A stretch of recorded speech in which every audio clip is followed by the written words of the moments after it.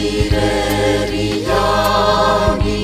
filazantsaraso nentinireo panompo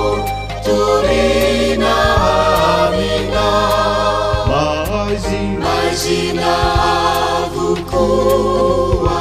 izao rehetr'izao nefaeny mazava naposaka amina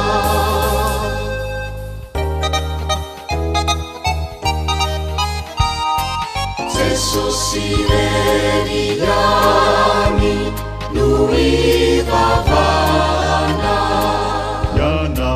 ianarany irery no fanavotana ny olona rehetra no anoalika ety antanika hatrany andanitra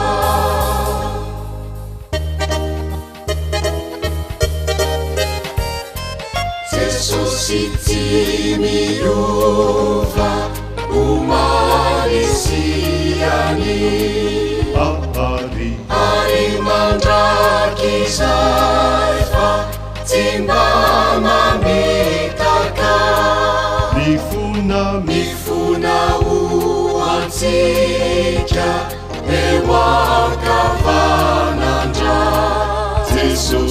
Jesosy reriani reno